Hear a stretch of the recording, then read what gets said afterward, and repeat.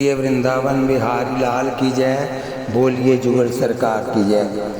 आप भाग्यशाली हैं, आप घर बैठे श्री भक्तमाल की कथा सुन रहे हैं। अगर आपने भगवान से ही प्रेम करना है तो भक्तों की कथा सुनिए और आपका भी उनके संग प्रेम हो जाएगा, आप भी भक्त बन जाएंगे। बोलिए वृंदावन बिहारी लाल की जय।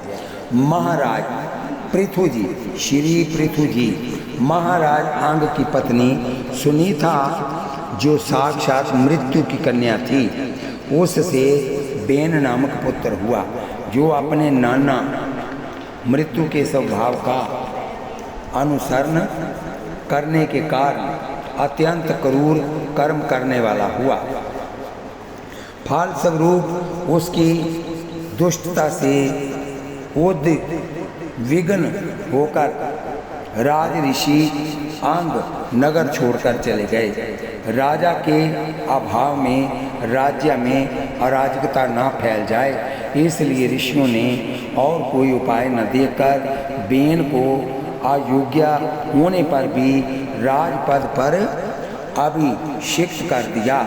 स्वभाव से क्रूर ऐश्वर्य पाकर अत्यंत उन्मत्त विवेक शून्य बेन जब धर्म एवं धर्मात्मा पुरुषों को विनष्ट करने पर तुल गया, ऋषियों के समझाने पर भी समझना तो दूर रहा, उल्टे उनकी अवहेलना किया। तब शुभ ऋषियों ने क्रोध करके हुंकार मात्र से बेन को मार डाला। अपनी हुंकार से ही, ऋषियों की हुंकार से ही मर गया। परंतु कोई राजा नहीं होने के कारण लोक में लुटेरों के द्वारा प्रजा को बहुत कष्ट होने लगा। ये देखकर ऋषियों ने बेन के शरीर का मंथन किया। प्रथम जांघ का मंथन किया तो उसमें से एक बौना पुरुष करूप काला कलूटा उत्पन्न हुआ, और जब उसने पूछा कि मैं क्या करूं, तो ऋषियों ने कहा निशित बैठ जा। इसी से वह निषाद कहलाया। फिर बेन की भुजाओं का मंथन किया तो एक स्त्री पुरुष का जोड़ा प्रकट हुआ। ऋषियों ने पुरुष को पृथु नाम से एवं स्त्री को अर्ची नाम से संबोधित किया। ऋषि ब्राह्मणों को श्री पृथु जी के हाथ में बिना किसी रेखा से कटा हुआ चक्कर का एवं पांव में कमल का चिन्ह देखकर ये जानकर बड़ा हर्ष हुआ कि पृथु के रूप में साक्षात श्री हरि के अंश ने ही संसार की रक्षा के लिए अवतार लिया है, और अर्ची के रूप में निरंतर भगवान की सेवा में रहने वाली लक्ष्मी जी ही प्रकट हुई हैं। सुंदर वस्त्र आभूषणों से अलंकृत महाराज पृथु का विधिवत राज्य अभिषेक हुआ। उस समय अनेक अलंकारों से सजी हुई महारानी अर्ची के साथ वह दूसरे अग्निदेव के सदृश जान पड़ते। उन सब लोगों ने उन्हें तरह तरह के उपहार भेंट किए। इसके पश्चात सूत, मागध और बंदी जनों ने स्तुति की। ब्राह्मणों ने पृथु जी को प्रजा का रक्षक उद्घोषित किया। बेन के अत्याचार से उत्पीड़ित पृथ्वी ने समस्त औषधियों को अपने में छिपा लिया था, और चूंकि बहुत समय बीत गया था, अतः वह औषधियाँ पृथ्वी के अंदर में जीर्ण हो गई थी। यही कारण है कि जब श्री पृथु जी का राज्य हुआ तब भी पृथ्वी रसा होकर भी रसहीन बनी रही। फलस्वरूप भूख के कारण प्रजाजनों के शरीर सूख कर कांटे हो गए थे। उन्होंने अपने स्वामी पृथु के पास आकर कहा। तब पृथु जी ने क्रोध से भरकर पृथ्वी को लक्ष्य कर बाण चढ़ाया। पृथ्वी प्रथम तो डरकर गो रूप धारण कर भागी, परंतु कहीं भी बचाव न देकर श्री पृथु की शरण में आ गई। तब श्री पृथु जी ने पृथ्वी के संकेत से गो रूप धारणी पृथ्वी का दोहन किया, जिससे पुनः सभी अन्न औषधियाँ प्रकट हो गई। प्रजा सुख चैन से रहने लगी। परम धर्मात्मा श्री पृथु ने 100 अश्वमेघ यज्ञ करने का संकल्प कर 99 यज्ञ पूर्ण होने पर जब 100वें अश्वमेध यज्ञ का आरंभ किया तो इंद्र ने अपना सिंहासन छीने जाने के भय से बहुत विदन किया। तब इंद्र का वध करने के लिए उद्यत श्री पृथु जी को जाजकों ने यज्ञ में क्रोध को अनुचित बताकर स्वतंत्र मंत्र बल से बलात्कार से इंद्र को अग्नि में हवन कर देने का निश्चय किया। तब लोक सत्रष्टा जगत पितामह ब्रह्मा जी ने ब्राह्मणों को समझाकर रोका। श्री पृथु को 100 यज्ञ करने का जो आग्रह था उससे निवृत्त कर इंद्र से संधि करा दी। महाराज पृथु ने के 99 यज्ञों से ही यज्ञ भोक्ता जोगेश्वर भगवान विष्णु को भी बड़ा संतोष हुआ। वह देवराज इंद्र को साथ लेकर पृथु के सामने प्रकट हुए। अपने ही कर्म से लज्जित इंद्र श्री पृथु जी के चरणों में गिरना ही चाहते थे। श्री पृथु ने उन्हें हृदय से लगा लिया। भगवान का दर्शन कर श्री पृथु जी निहाल हो गए। आंखों में प्रेम अश्रु, शरीर में रोमांच, हृदय में उमड़ा हुआ अनंत आनंद सागर, ये थी उस समय श्री पृथु की अवस्था। उन्होंने हाथ जोड़कर भगवान की स्तुति की। भगवान ने श्री पृथु के गुणों की सराहना करते हुए वर मांगने को कहा। तब पृथु जी बोलिए वृंदावन बिहारी लाल की जय। क्या बोले?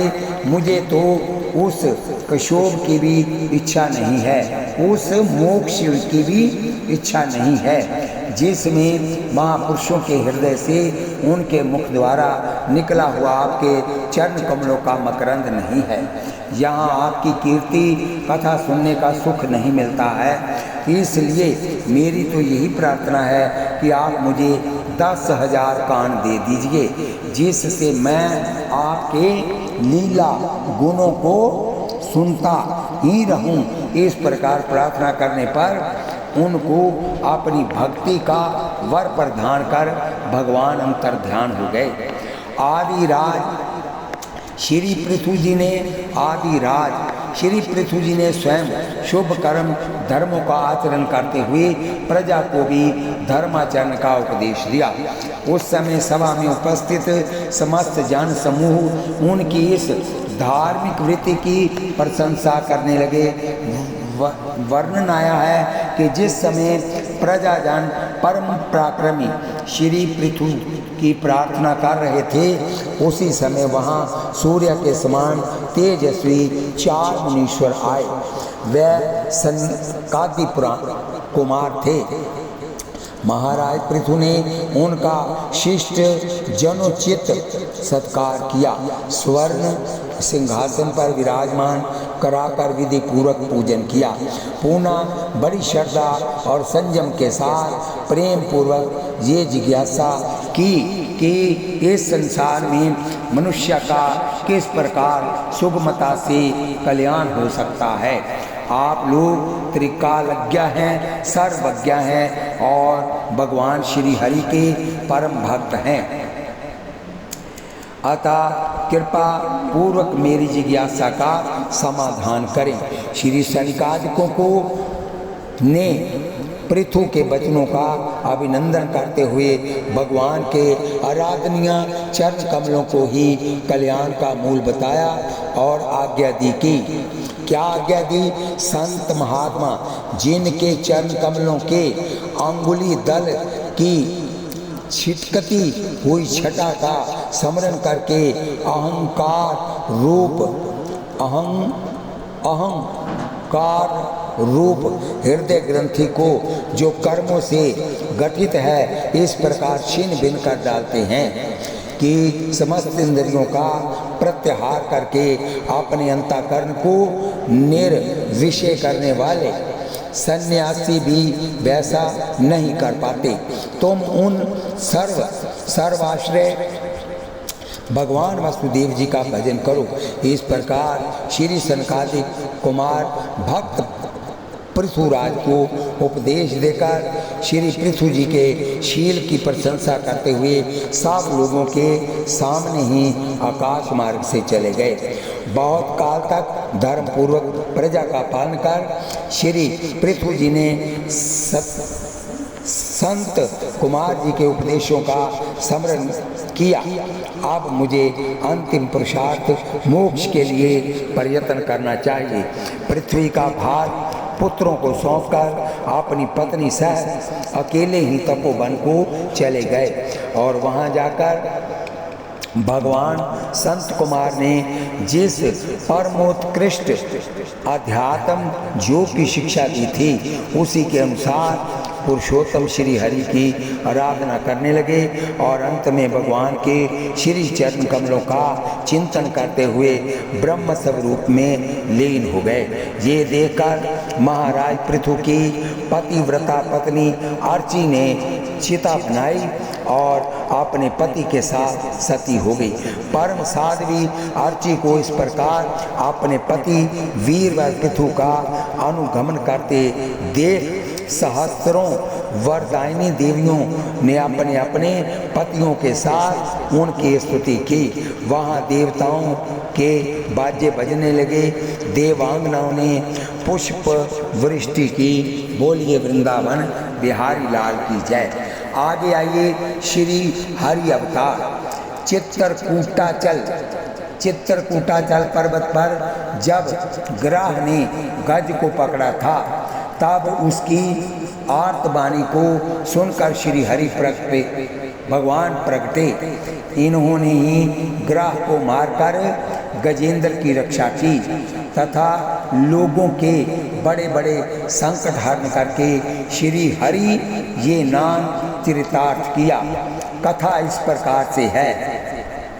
क्षीर सागर में चित्रकूट नाम का एक प्रसिद्ध सुंदर एवं श्रेष्ठ पर्वत था। वह 10,000 योजन ऊंचा था। उसकी लंबाई चौड़ाई भी चारों ओर इतनी ही थी। उस पर्वतराज त्रिकुट की तराई में भगवान वरुण का ऋतुराज नाम का उद्यान था जिसके चारों ओर वृक्षों के झुंड शोभा दे रहे थे। वहीं एक विशाल सरोवर था। उस पर्वत के गौर जंगल में बहुत सी हथनियों के सहित एक गजेंद्र निवास करता था जो बड़े बड़े शक्तिशाली हाथियों का सरदार था। एक दिन वह अपनी हथनियों के साथ वन को रोंदता हुआ उसी पर्वत पर विचर रहा था। मद के कारण उसके नेत्र विह्वल हो रहे थे। बहुत बड़ी धूप के कारण वह व्याकुल हो गया। वह साथियों से प्यास से संतप्त होकर जल की खोज में फिर रहा था कि उसे दूर से कमल के पराग से सुवासित वायु की सुगंधि मिली जिसके सहारे वह उसी सरोवर पर पहुंचा और स्नान कर श्रम मिटाया, प्यास बुझाई। बोलिए वृंदावन बिहारी लाल की जय। फिर उसमें गृहस्थियों की भांति क्रीड़ा करने लगा। जिस समय वह इतना उन्मत्त हो रहा था उस समय एक बलवान ग्राह ने क्रोध में भरकर उसका पैर पकड़ लिया। हाथी और हथनियों ने शक्ति भर सहायता की पर वह गजेंद्र को बाहर निकालने में असमर्थ ही रहे। गजेंद्र और ग्रह अपनी अपनी पूरी शक्ति लगाकर भिड़े हुए थे। कभी गजेंद्र ग्रह को बाहर खींच लाता तो कभी ग्रह गजेंद्र को भीतर खींच ले जाता। जो जल में जानवर रहते हैं उनकी शक्ति बाहर वालों पशुओं से ज़्यादा होती है। इस प्रकार 1000 वर्ष बीत गए। अंत में गजेंद्र का उत्साह, बल तथा शक्ति क्षीण हो गई और ग्रह का बल, उत्साह और शक्ति बढ़ गई। गजेंद्र के प्राण संकट में पड़ गए। वह अपने को छुड़ाने में सर्वदा असमर्थ हो गया। बहुत देर तक अपने छुटकारे के उपाय पर विचार करता हुआ वह इस निर्णय पर पहुंचा, जब मेरे बराबर वाले हाथी भी मुझे ना छुड़ा सके, क्योंकि बहुत से हाथियों ने उस गज के किसी ने पैर पकड़ा, किसी ने पूंछ पकड़ी, किसी ने पांव पकड़े और किसी ने कान पकड़े और जोर लगाकर सभी खींच रहे थे। लेकिन वो जो अंदर ग्रह था वह उनको पानी में खींच कर ले जाता था। वह भी बचते बचाते 1000 वर्ष के बाद वो भी सब इनको छोड़कर चले गए। तब वह बेचारी हथनियाँ कब छुड़ा सकती हैं। ग्रह का मुझे ग्रस लेना विधाता की फांसी है। अतएव अब मैं संपूर्ण विश्व के एकमात्र आश्रय पार ब्रह्म की शरण लेता हूँ, तो प्रचंड काल रूपी सर्प से भयभीत प्राणियों की रक्षा करता है तथा मृत्यु भी जिसके भय से दौड़ती रहती है। यथा ऐसा निश्चय कर पूर्व जन्म में सीखे हुए श्रेष्ठ स्तोत्र के द्वारा स्तुति करने लगा। उसने स्तोत्र याद किया हुआ था, सहस्त्र नाम। गजेंद्र ने किसी देव विशेष का नाम न लेकर स्तुति की, इसलिए भिन्न भिन्न नाम और रूपों को अपना स्वरूप मानने वाले ब्रह्मा आदि देवता उनकी रक्षा करने न आए। सर्वदेव, सर्वरूप, सर्वात्मा भगवान स्वयं ही वहाँ छुड़ाने को प्रकट हो गए। भगवान शीघ्रतापूर्व गरुड़ पर चढ़कर चल दिए। भगवान को चक्कर लिए आते देख अपने सूंड में एक सुंदर कमल का पुष्प लेकर जो उस सरोवर में खिला हुआ था, सूंड को ऊपर उठाकर बड़े कष्ट के साथ पुकार कर कहा, नारायण जगत गुरु भगवान, आपको मेरा नमस्कार है। बोलिए वृंदावन बिहारी लाल की जय। पुकारने के साथ ही भगवान गरुड़ को छोड़कर, भगवान ने देखा कि गरुड़ की चाल भी धीमी पड़ी है, तो गरुड़ को छोड़कर तत्काल वहां पहुंचे और दोनों को सरोवर से निकालकर ग्रह का मुंह चक्कर से फाड़कर गज को छुड़ा दिया।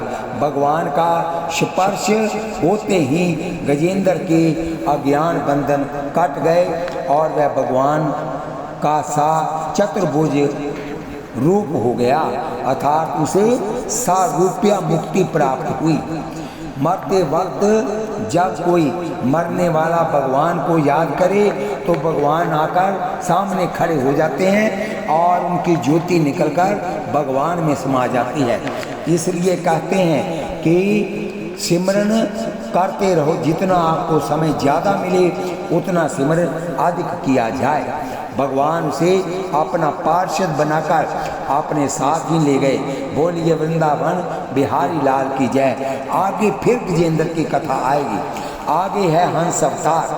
अभी हम 24 अवतारों की ही कथा कर रहे हैं, आगे फिर आएगी।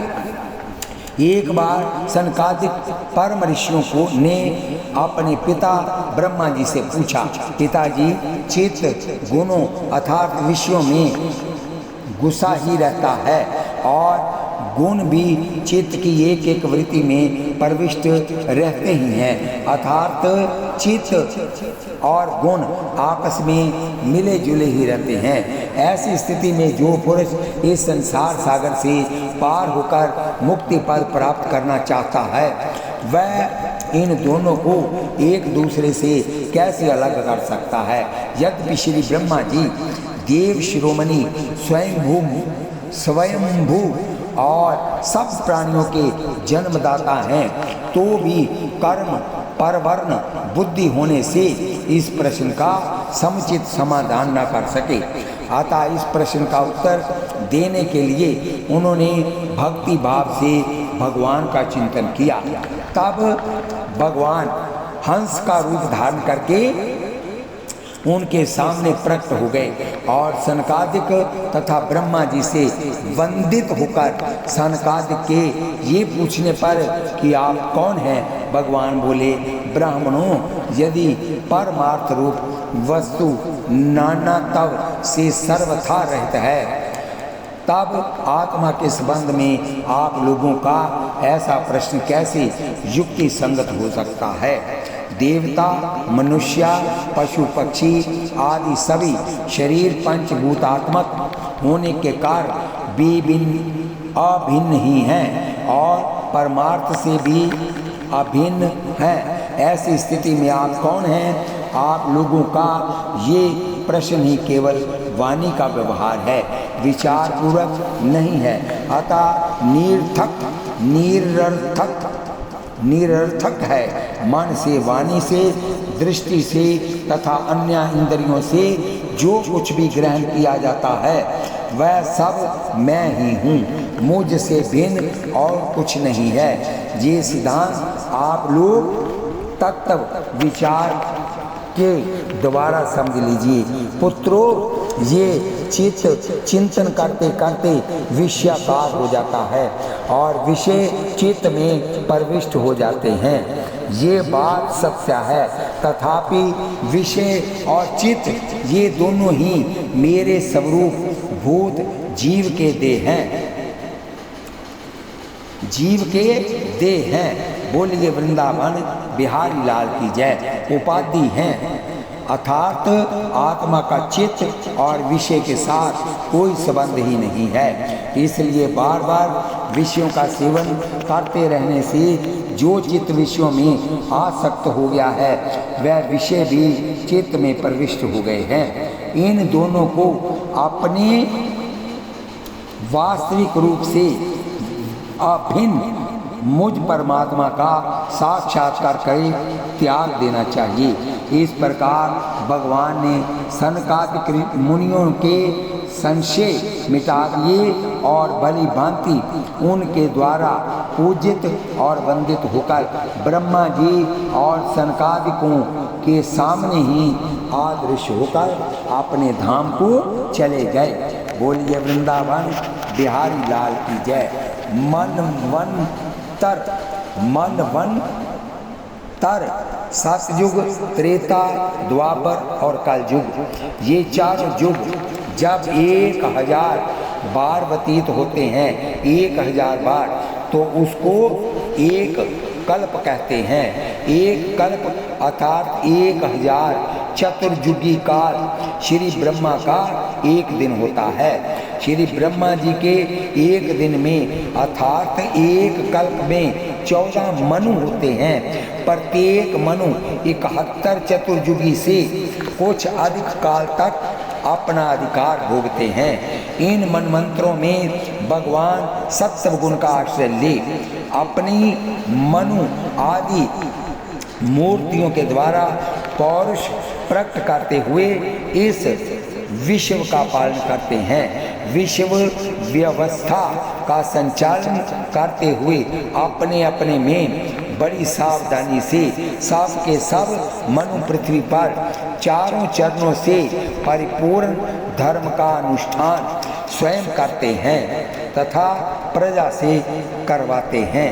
जब एक मनु की अवधि पूरी हो जाती है तो उसके साथ ही साथ उस समय के इंद्र, सप्त ऋषि, मनुपुत्र और भगवदावतार तथा देवता ये 100 पहले की जगह नए नए होते हैं। अब 14 मनुओं का संक्षिप्त वर्णन करते हैं। स्वयंभू मनु, राजा, मारीच आदि महान शक्तिशाली ऋषियों से भी सृष्टि का विस्तार अधिक नहीं होते देख श्री ब्रह्मा जी मन ही मन चिंता करने लगे। अहो, बड़ा आश्चर्य है, मेरे निरंतर प्रयत्न करने पर भी प्रजा की बुद्धि वृद्धि नहीं हो रही है। मालूम होता है इसमें देव ही कुछ विघ्न डाल रहा है। जिस समय श्री ब्रह्मा जी इस प्रकार देव के विषय में विचार कर रहे थे, उसी समय अकस्मात उनके शरीर के दो भाग हो गए। उस दोनों विभागों में से एक स्त्री पुरुष का जोड़ा प्रकट हुआ। उसमें से जो पुरुष था वह सार्वभौम सम्राट स्वयं भुव मनु हुए, और जो स्त्री थी वह उनकी महारानी शत्रुपा हुई। तब से मिथुन धर्म स्त्री पुरुष संभोग से प्रजा की वृद्धि होने लगी। महाराज स्वयंभू मनु ने शत्रुपा से 5 संतानें उत्पन्न की। श्री प्रियावर्त उतानपाद ये 2 पुत्र और अकुति, परसुति और देवहूति 3 कन्याएं थी। मनु ने आकृति का विवाह रुचि प्रजापति से, देवहूति का विवाह कर्दम प्रजापति से तथा परसुति का विवाह दक्ष प्रजापति से किया। इन तीनों कन्याओं की संतति से सारा संसार भर गया। आगे फिर ये थोड़ी कथा और आगे आएगी। बोलिए वृंदावन बिहारी लाल की जय। संवारोचित मनु ये अग्नि के पुत्र थे। उत्तम मनु ये प्रियावर्त के पुत्र थे। तामस मनु ये तीसरे मनु उत्तम के सगे भाई थे। रैवत मनु ये चौथे मनु तामस के सगे भाई थे। चाक्षुष मनु ये चक्षु के पुत्र थे।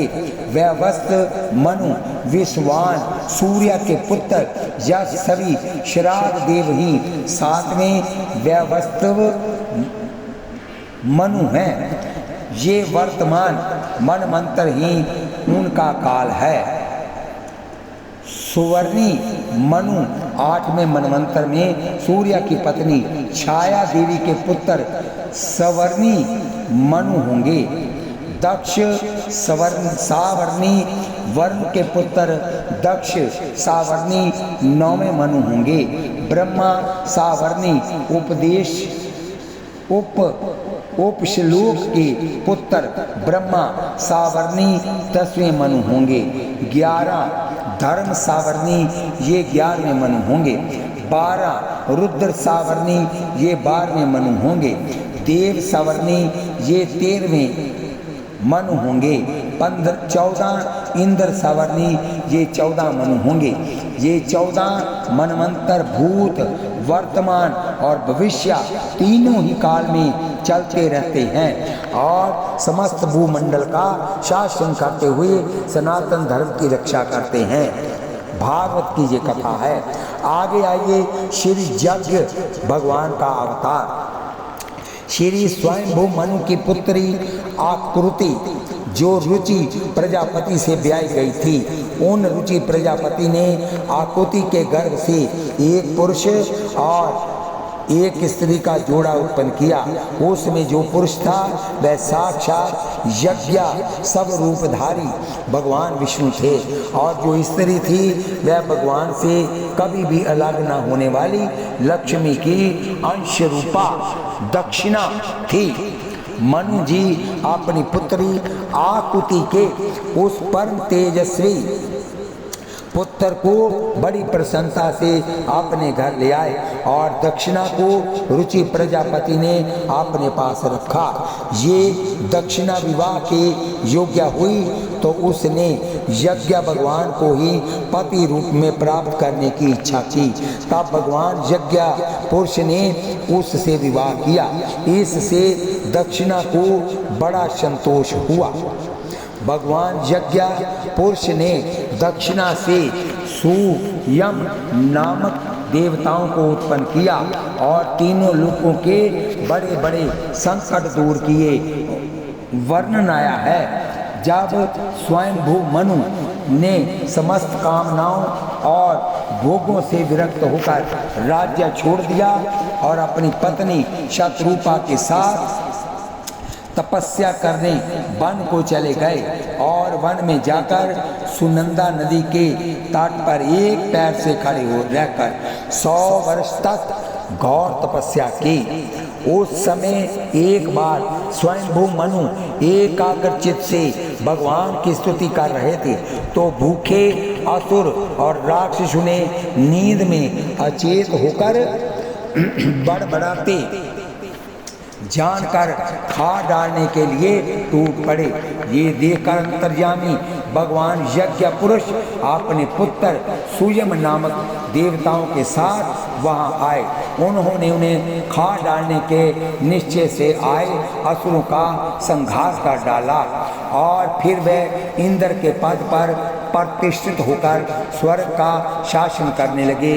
बोलिए वृंदावन बिहारी लाल की जय। आगे है श्री ऋषभ अवतार। महाराज नाभि की कोई संतान नहीं थी, इसलिए उन्होंने अपनी पति मेरु देवी के साथ पुत्र की कामना से एकाग्रता पूर्वक भगवान यज्ञ पुरुष का यजन किया। भक्तवत्सल भगवान उनके विशुद्ध भाव से संतुष्ट होकर यज्ञ में प्रकट हुए। सभी ने सिर झुकाकर अत्यंत आदरपूर्वक प्रभु की पूजा की और ऋषियों ने उनकी स्तुति कर ये वर मांगा कि हमारे जजमान ये राज ऋषि नाभि संतान को ही परम पुरुषार्थ मानकर आपके ही समान पुत्र पाने के लिए आपकी आराधना कर रहे हैं। आप इनके मनोरथ को पूर्ण करें। भगवान बोले, मुनियों मेरे समान तो मैं ही हूँ, क्योंकि मैं अद्वितीय हूँ। जो भी ब्राह्मणों का वचन मिथ्या नहीं होने चाहिए। द्विज कुल मेरा ही तो मुख है, यानी कि ब्राह्मण जो है वो मेरे मुख है। इसलिए मैं स्वयं ही अपनी अंश कला से अग्निंद्र नंदन नाभि के यहाँ आकर अवतार लूँगा, क्योंकि आप अपने समान मुझे कोई और दिखाई नहीं देता। ये कहकर भगवान अंतर्धान हो गए और यथा समय महाराज नाभि की पत्नी मेरु देवी के गर्भ से वो धर्म रेता मुनियों का धर्म प्रकट करने के लिए शुद्ध सत्वमय विग्रह से प्रकट हुए। नाभि नंदन के अंग जन्म से ही भगवान विष्णु के वज्र अंकुश आदि चिन्हों से युक्त थे। सभी श्रेष्ठ सद्गुणों से युक्त होने के कारण महाराज नाभि ने उनका नाम ऋषभ रखा। राजा नाभि ने ये देखा कि ऋषभ देव प्राणी मात्र को अत्यंत प्रिय लगते हैं और राज्य कार्य संभालने योग्य भी हो गए हैं। तब उन्होंने इन्हें धर्म मर्यादा की रक्षा के लिए राज्याभिषेक कर स्वयं पत्नी मेरु देवी के साथ बद्रिकाश्रम चले गए और वहाँ भगवान की आराधना करते हुए भगवत स्वरूप में लीन हो गए। भगवान ऋषभदेव सर्वधर्म विज्ञाता होकर भी ब्राह्मणों की बतलाई हुई विधि से साम दान आदि नीति के अनुसार ही पुत्रवत प्रजा का पालन करते थे। एक बार इंद्र ने ईर्ष्यावश इनके राज्य में वर्षा नहीं की तो जोगेश्वर भगवान ऋषभदेव ने अपनी जोग माया के प्रभाव से अपने वर्ष अज नागखंड में खूब जल बरसाया। आपने लोगों को गृहस्थ धर्म की शिक्षा देने के लिए देवराज इंद्र की कन्या जयंती से विवाह किया और उसके गर्भ से अपने ही समान गुण वाले 100 पुत्र उत्पन्न किए। महायोगी श्री भक्त जी ज्येष्ठ पुत्र थे। नव पुत्र नव जोगेश्वर के नाम से विख्यात हुए। 81 पुत्र पुण्य कर्मों का अनुष्ठान करने से शुद्ध होकर ब्राह्मण हो गए। नव पुत्र पृथ्वी के नव खंडों का शासन करने वाले हुए। एक बार भगवान ऋषभदेव घूमते घूमते ब्रह्मव्रत देश में पहुँचे। वहाँ बड़े बड़े ब्रह्म ऋषियों की सभा में उन्होंने प्रजा के सामने ही अपने समाहित चित्त तथा विनय और प्रेम के भाव से सुनियत पुत्रों को भगवद आदि का उपदेश देते हुए कहा कि पुत्रों, तुम संपूर्ण चराचर भूतों को मेरा ही शरीर समझकर शुद्ध बुद्धि से उनकी सेवा करो, यही मेरी सच्ची पूजा है। इनके बिना मनुष्य अपने को मोहमय कालपाश से छुड़ा नहीं सकता। इस प्रकार पिता ऋषभदेव ने अपने पुत्र को मोक्ष मार्ग का उपदेश दिया। आपका कहना है कि जो अपने प्रिय संबंधी को भगवत भक्ति का उपदेश देकर मृत्यु की फांसी से नहीं छुड़ाता है, वह गुरु नहीं है, सब जन नहीं है, पिता नहीं है, माता नहीं है, इष्ट देव नहीं है और पति नहीं है। भगवान ऋषभदेव के 100 पुत्रों में भरत सबसे बड़े थे और थे बड़े भगवत भक्त। श्री ऋषभदेव जी ने पृथ्वी का पालन करने के लिए उन्हें राजगद्दी पर बिठा दिया और स्वयं उप शमशील निवृत्ति पर्यान महामुनियों को भक्ति ज्ञान और वैराग्य रूप परम हंसोचित शिक्षा देने के लिए बिल्कुल विरक्त हो गए।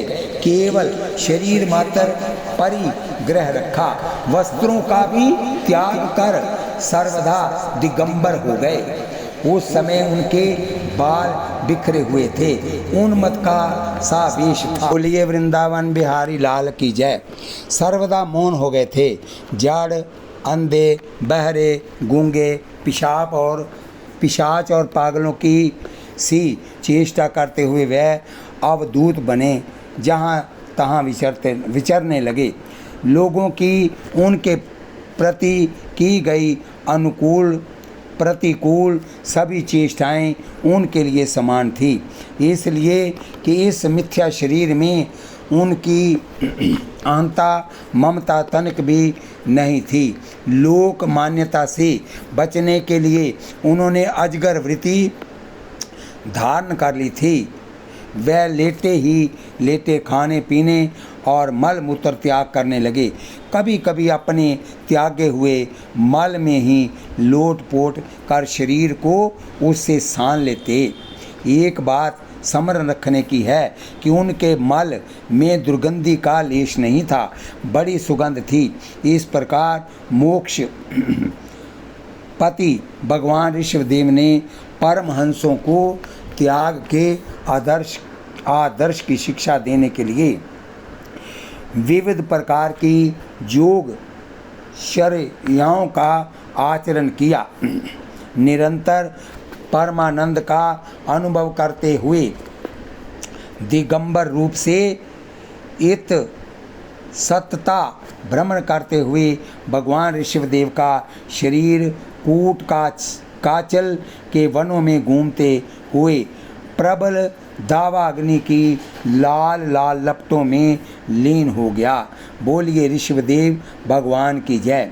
निरंतर विषय भोगों की अभिलाषा करने के कारण अपने वास्तविक श्रेयसी चिरकाल तक बेसुध हुए लोगों को जिन्होंने करुणावश निर्भय आत्म लोक का उपदेश दिया और जो स्वयं निरंतर अनुभव होने वाले आत्म स्वरूप की प्राप्ति से सब प्रकार की तृष्णाओं से मुक्त थे, उन भगवान ऋषभदेव को बार बार नमस्कार है।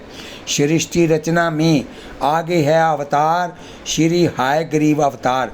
हायग्रीव किसको कहते हैं? हायग्रीव कहते हैं जिसका सिर घोड़े का हो और शरीर मानुष का हो। सृष्टि रचना में अत्यंत व्यस्त श्री ब्रह्मा जी ने देखते देखते मधु और कैटभ नाम के दैत्यों ने वेदों को हार लिया और तुरंत रसातल में जा पहुँचे। वेदों का हरण हो जाने पर ब्रह्मा जी को बड़ा खेद हुआ। उन पर मोह छा गया।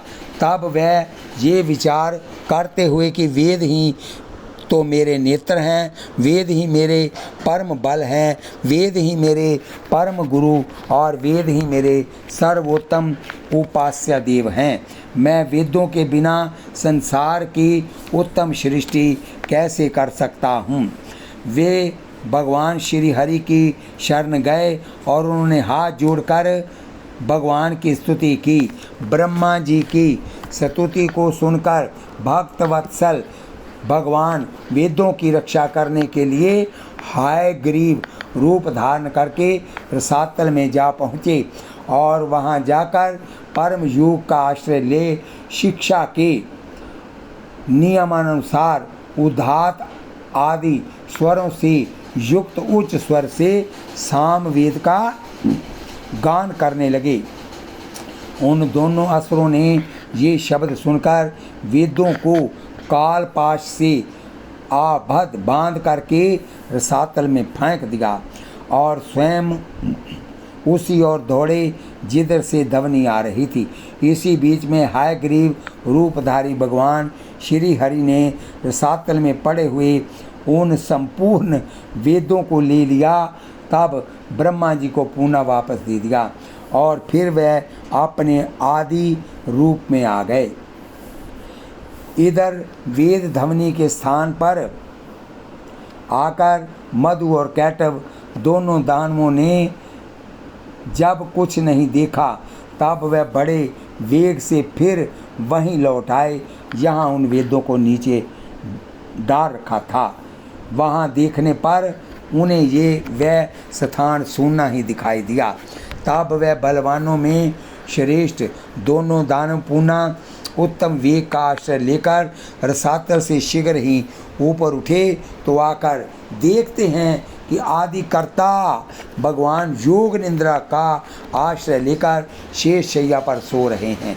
उन्हें देखकर वह दोनों दानवराज ठहाका मारकर हंसने लगे और उन्होंने भगवान को जगाया। फिर तो उन दोनों असुरों का और भगवान का युद्ध आरंभ हो गया।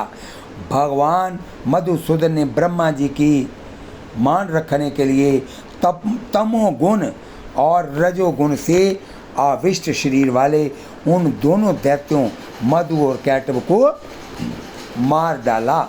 इस प्रकार भगवान पुरुषोत्तम ने ब्रह्मा जी का शोक दूर किया। बोलिए वृंदावन बिहारी लाल की जय। महाभारत में भी ये कथा आती है। दिति जो थी वह असुरों की माता थी और जो अदिति थी वो देवताओं की माता थी। दिति और अदिति ये दोनों सखी बहनें थी। दिति पुत्र हयग्रीव नामक दैत्य ने देवी की आराधना कर उन्हें संतुष्ट कर अमर होने का वर मांगा। देवी के ऐसा कहने पर हयग्रीव ने कहा, अच्छा तो हयग्रीव के ही द्वारा मारा जाऊं, मेरी शक्ल वाला ही मुझको मारे। देवी ने कहा तथास्तु। भगवान की माया जग मोहिनी जगदम्बा इस दैत्य को ये वरदान देकर अंतर्धान हो गई। दैत्य ने सोचा, हयग्रीव तो मैं ही हूँ, मैं भला अपने को क्यों मारने लगा और दूसरा मुझे मार कोई नहीं सकता। अतः उन्मत्त होकर अपने अत्याचार से पृथ्वी को व्याकुल करने लगा। तब अकारण करुणा वरुणालय भगवान ने हयग्रीव अवतार धारण कर इस दैत्य का वध किया। बोलिए वृंदावन बिहारी लाल की जय। ध्रुव वर देना। एक पैर से खड़े होकर तप करने वाले ध्रुव को शंख चक्र गदा पद्म धारी चतुर्भुज रूप में से भगवान दर्शन देने के लिए प्रकट हुए थे और ध्रुव को ध्रुव पद देकर कृतार्थ किया था। अपने पिता राजा उतानपाद के पास 5 साल के थे जाकर बैठे हुए 5 वर्ष के बालक ध्रुव को उनकी सुतीली माता सुरुचि ने अपने वचन बाणों से भेद दिया था। इतनी छोटी अवस्था होने पर भी वह उस गलानी से तपस्या करने के लिए वन में चले गए। उनकी प्रार्थना पर प्रसन्न होकर भगवान प्रकट हुए और उन्होंने ध्रुव को ध्रुव पद का वरदान दिया। आज भी ध्रुव के ऊपर नीचे प्रदक्षिणा करते हुए दिव्या महर्षिगण उनकी स्तुति करते रहते हैं। आगे फिर ये प्रसंग आएगा, ये भक्तमाल में भी थोड़ा सा दिया गया है। भागवत प्रथम स्कंद 3 अध्याय के 8वें श्लोक में देव ऋषि नारद के अवतार का संकेत है। उनके अनुसार 24 अवतारों में श्री नारद जी की भी गणना होनी चाहिए। नारद जी ने ध्रुव को उपदेश देकर सफल होने का वरदान दिया ही था, अतः ध्रुव वर देन से श्री नारद जी का भी ग्रहण होना चाहिए। बोलिए वृंदावन बिहारी लाल की जय। ऋषियों की सृष्टि में भगवान ने देव ऋषि नारद के रूप में तीसरा अवतार ग्रहण किया और सातवत तंत्र का उपदेश किया। उसको कहते हैं नारद पांचरात्र, जिसमें कर्मों के बंधन से कर्म द्वारा मुक्ति पाने का उपाय वर्णित है। आगे आप सुनिए। बोलिए धन्वंतरी महाराज जी की जय। धन्वंतरी का अवतार क्षीर सागर का मंथन होने पर आप अमृत कलश लेकर प्रकट हुए। दैत्यों द्वारा छीने गए यज्ञों के भाग तथा अमृत देवताओं को आपकी ही कृपा से मिला। आपने संसार को आयुर्वेद विद्या देकर अनंत रोगों से मुक्त किया। अमृत वितरण हो जाने पर देवराज नारद ने इनसे देव वैद पद स्वीकार करने की प्रार्थना की। इन्होंने इंद्र की इच्छा अनुसार अमरावती में निवास करना स्वीकार कर लिया। कुछ समय बाद पृथ्वी पर अनेक बीमारियां फैल गई। तब इंद्र की प्रार्थना से भगवान धन्वंतरी ने काशीराज दिवोदास के रूप में पृथ्वी पर अवतार धारण किया।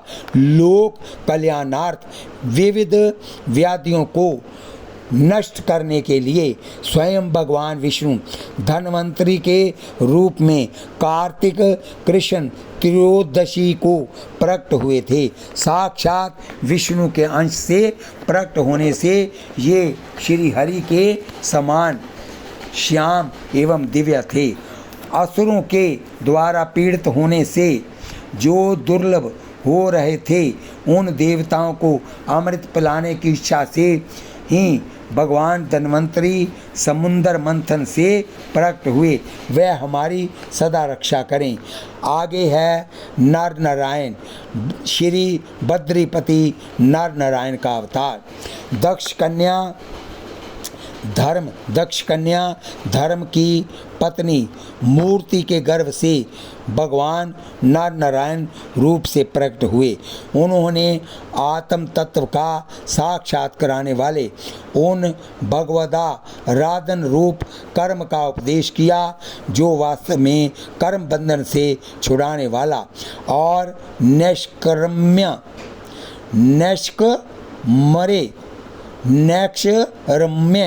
स्थिति को प्राप्त करने वाला है। उन्होंने स्वयं भी वैसे ही कर्म का अनुष्ठान किया। वह आज भी बद्रिकाश्रम में उसी कर्म का उच्चारण करते हुए विराजमान है। इंद्र ने ये आशंका करके कि ये अपने घोर तप के द्वारा मेरा पद छीनना चाहते हैं, उनका तप भ्रष्ट करने के लिए सदल बल कामदेव को भेजा। उनकी महिमा न जानने के कारण गर्भ में आकर कामदेव वहाँ पहुंचकर अप्सरागण, बसंत, मंद सुगंध वायु और स्त्रियों के कटाक्ष रूपी बाणों से उन्हें भेदने की चेष्टा करने लगा। इंद्र की कुचाल जानकर कुछ भी विस्मय न करते हुए आदि देव नारायण ने उन भय से कांपते हुए काम आदि से हंसकर कहा, हे मदन, कामदेव का नाम एक मदन भी है, हे मंद मल्लय मारुत, हे देवांगनाओं डरो मत, हमारा अतिशय स्वीकार करो, उसे ग्रहण किए बिना ही जाकर हमारा आश्रम सूना मत करो। अब भय दायक दयालु भगवान के ऐसा कहने पर लज्जा से सिर झुकाए हुए देवगण ने करुण स्वर से उनकी स्तुति की। तत्पश्चात भगवान ने बहुत सी ऐसी रमणीय प्रकट की जो अद्भुत रूप लावण्य से संपन्न और वस्त्रालंकारों से सुसज्जित थी। तब भगवान की सेवा कर रही थी। साक्षात लक्ष्मी के समान रूपवती स्त्रियों को देखकर उनके रूप लावण्य की महिमा से कांतिहीन हुए देवगण उनके अंग की दिव्य गंध से मोहित हो गए। अब उनका गर्व चूर चूर हो गया। तब अत्यंत दीन हुए उन अनुचरों से भगवान हंसकर बोले, इसमें से किसी एक को जो तुम्हारे अनुरूप हो स्वीकार कर लो, वह स्वर्गलोक की भूषण होंगी। देवगण ने जो आज्ञा कहकर उनको प्रणाम किया और उर्वशी नामक अप्सरा को साथ लेकर स्वर्गलोक में इंद्र के पास चले गए। यहाँ बड़ी महत्वपूर्ण बात ये है कि शंकर आदि अपनी क्रोध भरी दृष्टि से काम को भस्म कर देते हैं, परंतु अपने हृदय को जलाने वाले क्रोध को नहीं जला पाते। वही क्रोध नर नारायण के विमल हृदय में प्रवेश करने के पूर्व ही डर के मारे कांप जाता है। फिर भला उनके हृदय में काम का प्रवेश हो ही कैसे सकता है। जैमिनिया भारत में लिखा है, महाभारत में लिखा है, सहस्त्र कवची दैत्य ने तपस्या द्वारा सूर्य भगवान को प्रसन्न किया और वर मांगा कि मेरे शरीर में 1000 कवच हों। जब कोई 1000 वर्ष युद्ध करे तब कहीं एक कवच टूट सके, पर कवच टूटते ही शत्रु मर जाए। उसी को मारने के लिए नर नारायण का अवतार हुआ था। एक भाई 1000 वर्ष तक युद्ध करता और एक कवच तोड़कर मृतक सा बन जाता, तब दूसरा भाई उसे मंत्र से जिलाकर और स्वयं 1000 वर्ष युद्ध करके दूसरा कवच तोड़कर मृतक सा बन जाता। तब पहला भाई इसको जिलाता और स्वयं युद्ध करता। इस तरह से लड़ते लड़ते ये जब एक कवच रह गया तब दैत्य भागकर सूर्य में लीन हो गया। राम बोलिए वृंदावन बिहारी लाल की जय। और नर नारायण भगवान बद्रिकाश्रम में जाकर तप करने लगे। वही असुर द्वापर में कर्ण हुआ जो गर्भ से ही कवच धारण कर बैठा पैदा हुआ था। तब नर नारायण ही ने अर्जुन और कृष्ण हो उसे मारा।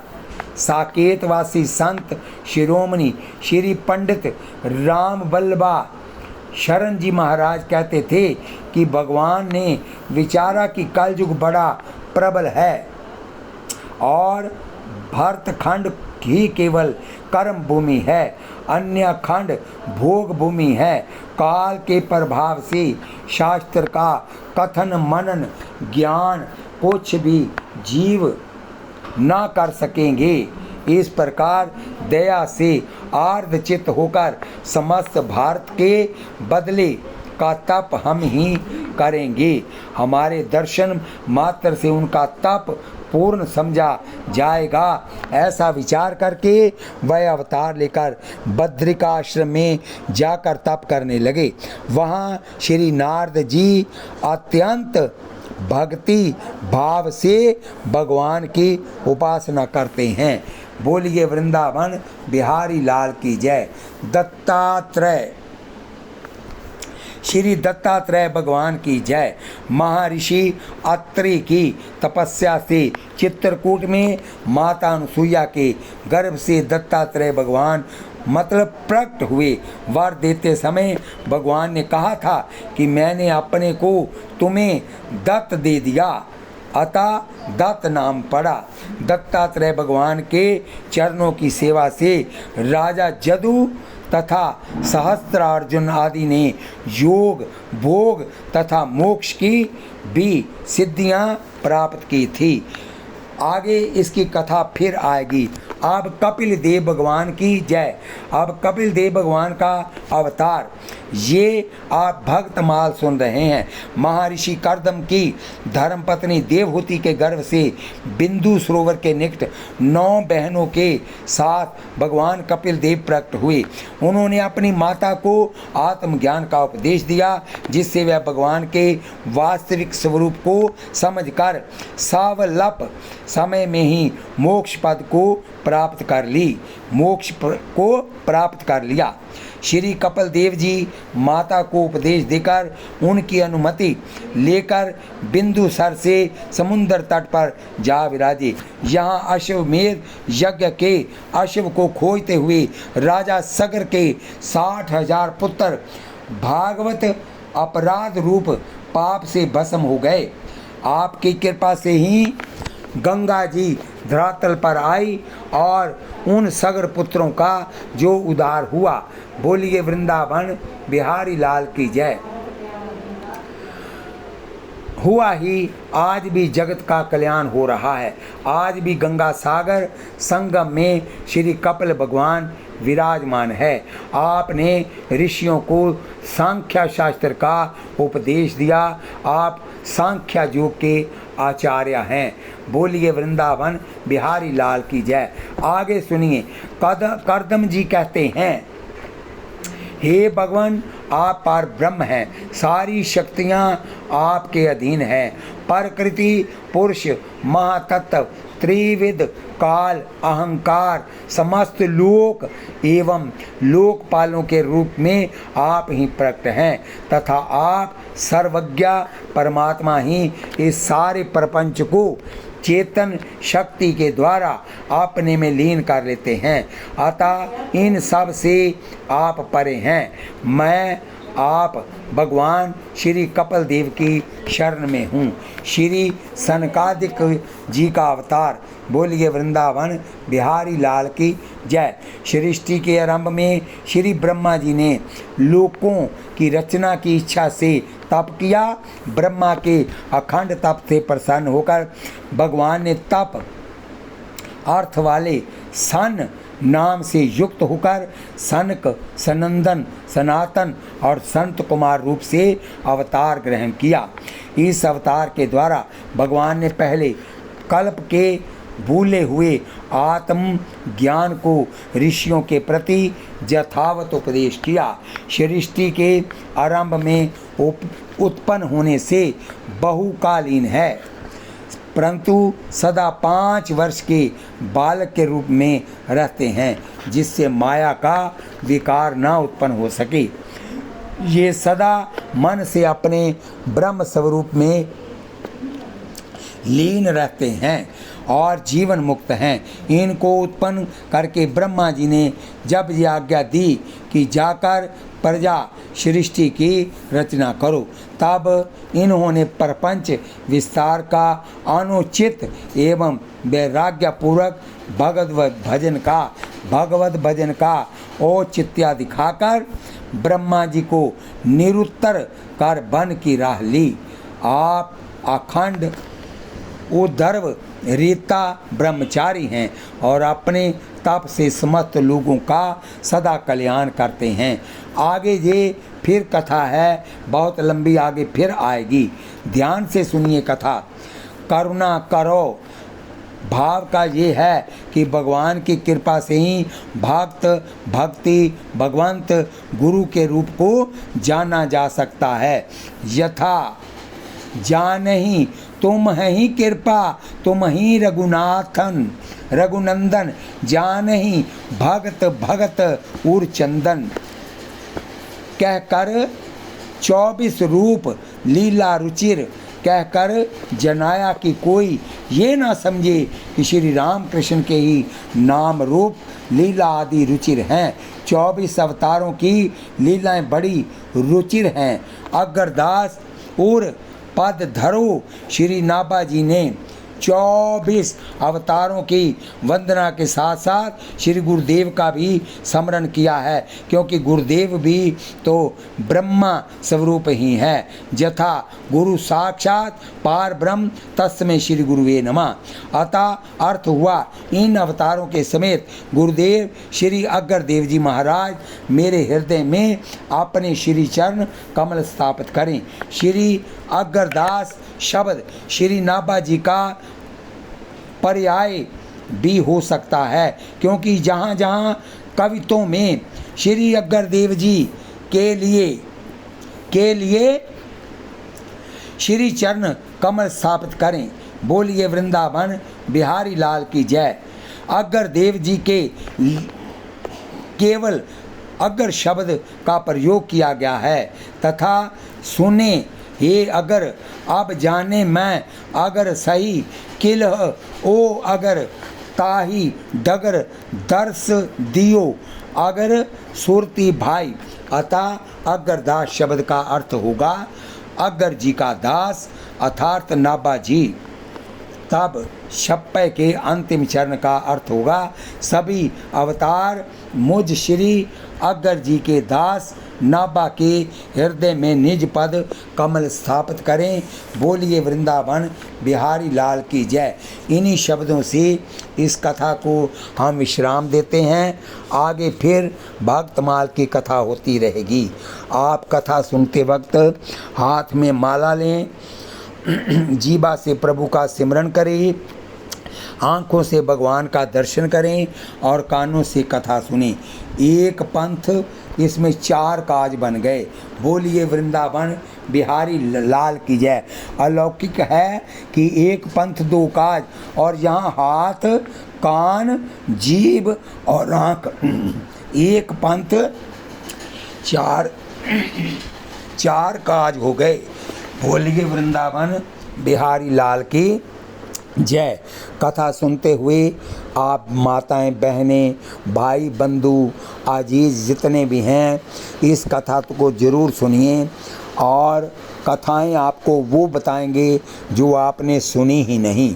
ये बहुत बड़ा ग्रंथ है, इसके 4 भाग हैं।